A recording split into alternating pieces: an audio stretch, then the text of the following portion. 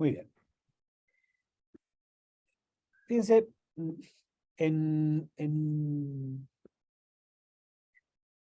muchas ocasiones, especialmente en bienes de consumo masivo, la distancia importa.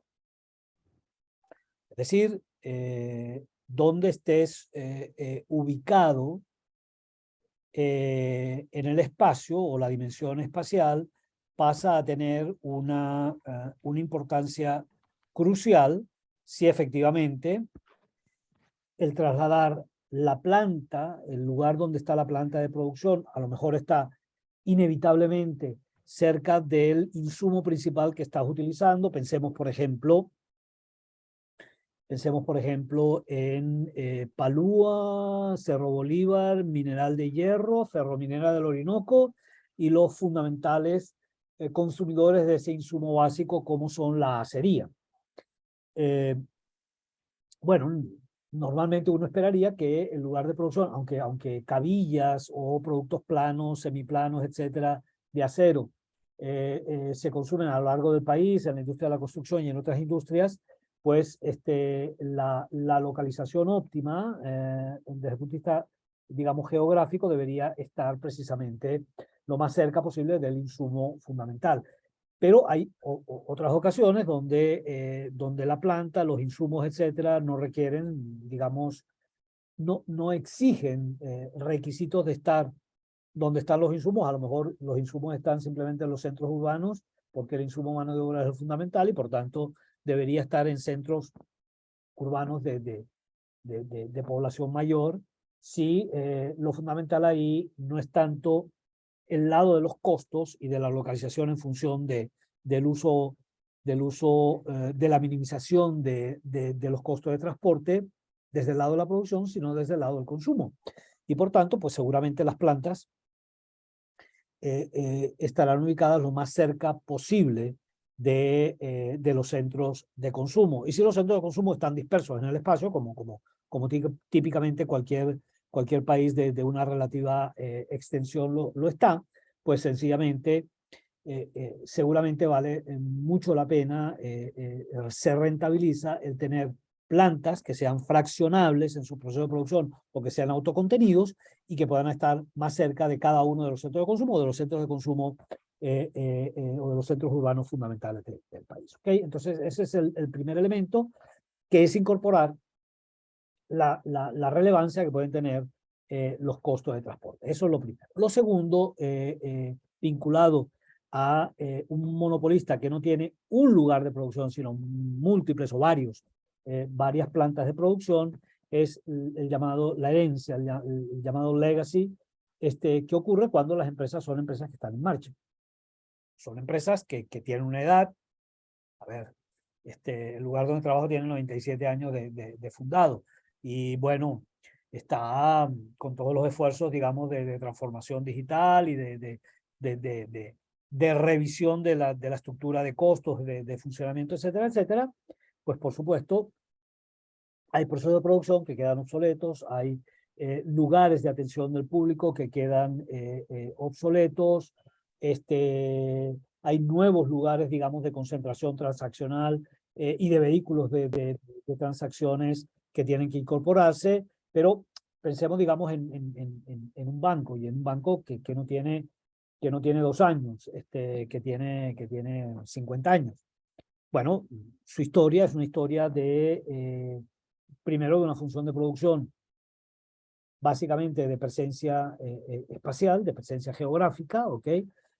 Uno típicamente le llegaba a los clientes estando cerca de ellos, y los clientes dispersos en distintas ciudades del país, pues, y con distintas ponderaciones en distintas zonas de la ciudad, requería una atención que era una atención presencial, que era una atención física a través de la agencia bancaria, pues requería una distribución de agencias bancarias en el espacio justamente que tratara de maximizar ese lado de los ingresos, por supuesto, ceteris paribus o sujeto al constraint, a la restricción, al lagrangiano de los costos de producción. Bueno, el futuro ya no es como solía ser y por supuesto hoy la industria bancaria no es una industria de bricks and mortars, de ladrillos y de cemento. Es una industria muy digital, muy digitalizada ya. Entonces, lo cierto es que te agarra siempre en la transición y te agarra con una herencia que tienes que ir o dejando en el pasado, transformando o, digamos, modernizando. Pero lo cierto es que esas empresas que ya están funcionando en el tiempo y que están sujetas, digamos, a plantas de distintas edades, pues seguramente también van a afrontar costos de producción de distintas edades. ¿Okay? O sea, entonces, la primera planta pues va a requerir remoción, renovación, etcétera, versus una planta mucho más joven, más recientemente incorporada. Entonces, eso hace que no solamente tengas varias plantas, sino que esas plantas sean de distintas edades. Y esas plantas de distintas edades te colocan te fuerzan. Vamos a abrir el micrófono. Eso te fuerza a que efectivamente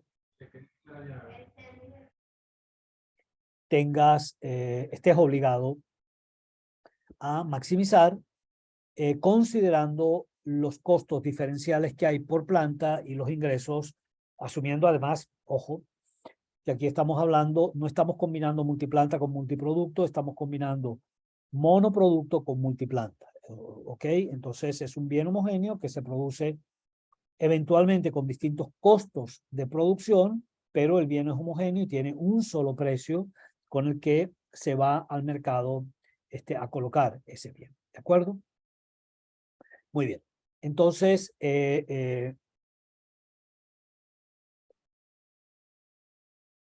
este caso, entonces, ¿cómo se reescribe el ejercicio de optimización asumiendo efectivamente que toda la demanda a ser atendida tiene que producirse, puede producirse en más de una planta? Ojo, no significa que se tenga necesariamente que producir en una planta. La decisión puede ser efectivamente, mira, la planta de más altos costos, simplemente la cerramos o hacemos un overhaul tan profundo que ahora sea una planta distinta, ¿ok? Entonces, a ver, en el caso más sencillo, si los costos de producción son constantes, pues la solución de maximización, pues por supuesto, obliga a que el costo marginal asociado a la planta 1 sea igual al asociado en la planta 2, si no, habría que redistribuir la carga de producción de la planta de menos costos, de más costos, a la planta de menos costos. Y ambos tienen que ser iguales para garantizar las condiciones necesarias del óptimo al ingreso marginal. En este caso, entonces, si una opera con costo más alto, pues simplemente esa está liquidada. Esa planta hay que cerrarla, ¿ok? Porque no tiene ningún sentido producir con más costos algo que se puede producir con menos costos si al final lo voy a poder y no puedo sino venderlo al mismo precio porque no hay diferenciación de precios o discriminación de precios.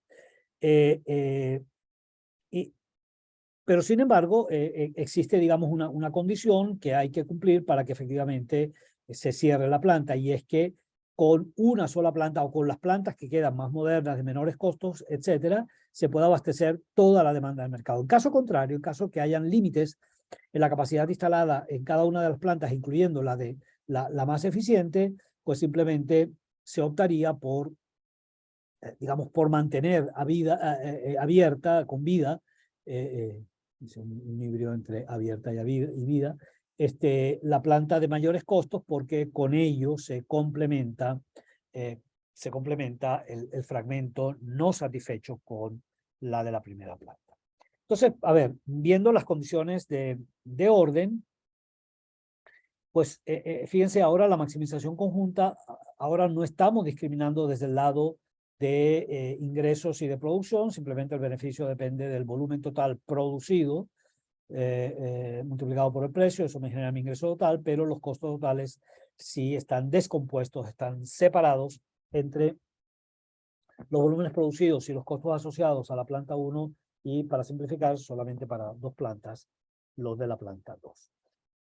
Y digamos, el beneficio abierto o detallado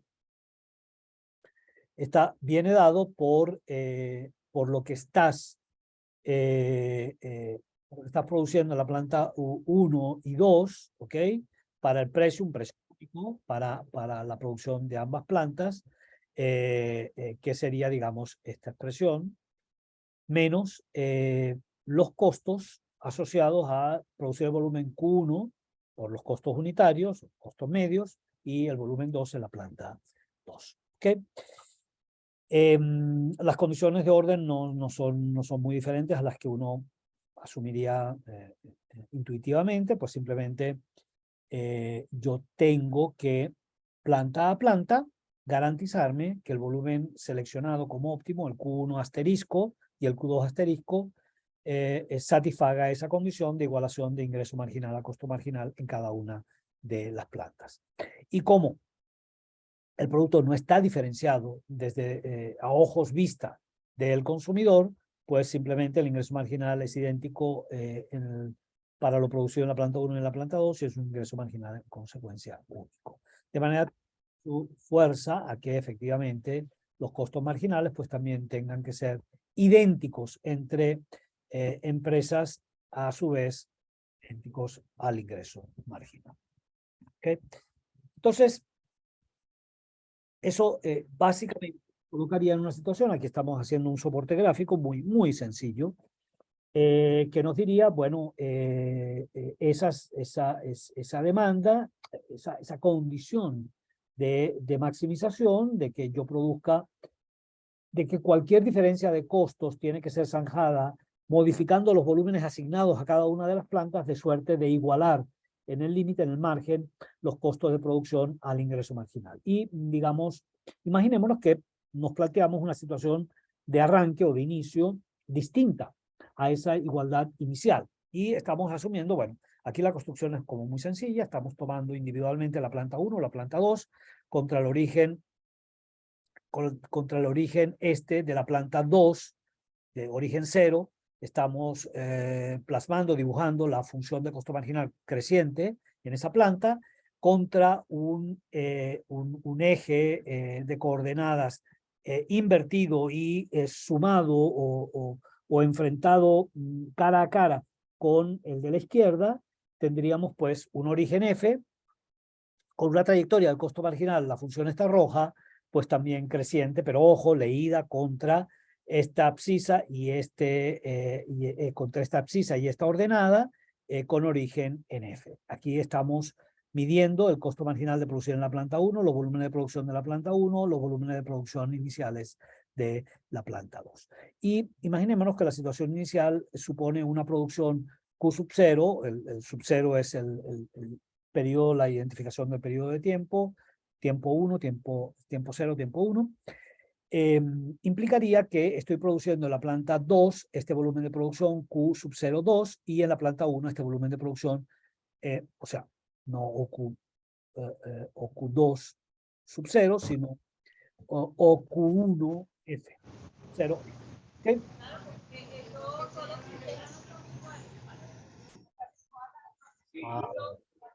A ver, chicos.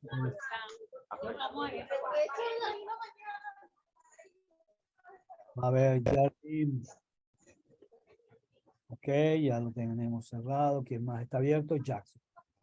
Ok, entonces, perdón, los que oigan después esta clase.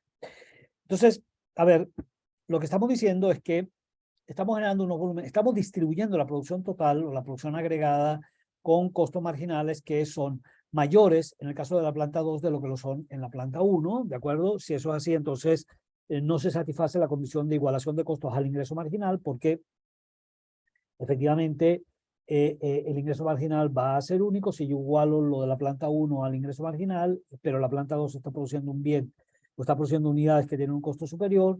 Básicamente yo no estaría maximizando el beneficio yo, digamos, lo elevaría, lo exprimiría al máximo en la medida en que yo reduzco la producción en la planta de mayor costo, en este caso de la planta 2, la redistribuyo hacia la planta 1, con ello logro bajar los costos de producción de la planta 1, a su vez también se hace el esfuerzo con mayor producción en la planta 1, perdón, bajo los costos de la planta 2, de la producción de la planta 2, subo los costos de la producción de la planta 1 hasta que, en principio, agoto todas mis posibilidades de arbitraje de volúmenes de producción y termino generando, en este caso, donde se intersectan la estructura de costos de ambas plantas.